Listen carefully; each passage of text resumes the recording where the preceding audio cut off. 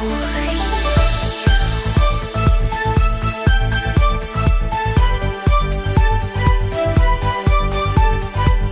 নববর্ষ ১৪৩২ উদযাপন, কুমিল্লার দুর্গাপুর নারীদের উদ্যোগে জমজমাট বৈশাখী মেলা। নুরুল আহমেদ রনি। কুমিল্লার সদর উপজেলার অন্তর্গত দুর্গাপুর গ্রামে নানা আয়োজনের মধ্য দিয়ে পালিত হল বাংলা নববর্ষ ১৪৩২। গ্রামীণ নারীদের উদ্যোগে আয়োজিত বৈশাখী মেলা বছরও ভিন্ন মাত্রায় প্রাণবন্ত হয়ে উঠেছিল। উৎসবমুখর পরিবেশে সারাদিন ধরে চলা এই মেলাটি গ্রামে এক অনন্য সংস্কৃতি হয়ে উঠেছে, যা গত ৩ বছর যাবৎ নিয়মিতভাবে আয়োজন করা হচ্ছে। স্থানীয় নারীদের একতাবদ্ধ চেষ্টায় এই মেলার সূচনা হয় ৩ বছর আগে। প্রথম দিকে ছোট পরিসরে হলেও এখন এটি বড় পরিসরে অনুষ্ঠিত হচ্ছে এবং প্রতি বছর এতে হাজারো মানুষ অংশগ্রহণ করছে।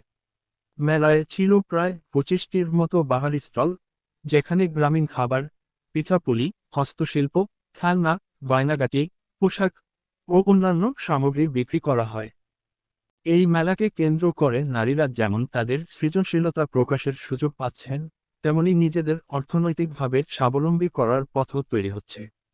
মেলায় অংশ নেওয়া নারী উদ্যোক্তা আসমা আক্তার বলেন, আমরা কয়েকজন মিলে ৩ বছর আগে ছোট পরিসরে শুরু করেছিলাম।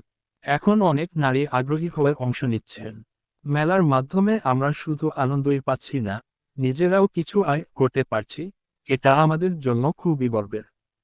আরেক নারী দোকানদার রেশমা বলেন, আমি নিজের তৈরি করা নকশিকাঁথা, বালিশের কাভার ও মেয়েদের গয়না বিক্রি করি এই মেলায়। আগে এসব বাড়িতে বানিয়ে জমিয়ে রাখতাম, এখন এই মেলার কারণে বিক্রি হচ্ছে। গ্রামের মেয়েরা যে চাইলেই কিছু করতে পারে, সেটা এখন সবাই দেখছে।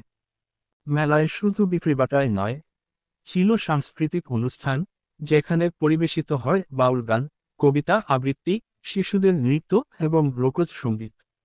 শিশুদের জন্য ছিল দোলনা, খেলাধুলার আয়োজন ও ছোটখাটো প্রতিযোগিতা।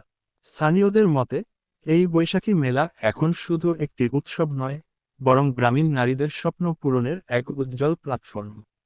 এতে নারীদের আত্মবিশ্বাস যেমন বাড়ছে, তেমনি স্থানীয় সংস্কৃতি ও ঐতিহ্য সমানভাবে লালিত হচ্ছে। দুর্গাপুরের এই ব্যতিক্রমধর্মী উদ্যোগ অনেক গ্রামেই অনুপ্রেরণার উৎস হয়ে উঠতে পারে, এমনটাই প্রত্যাশা সবার।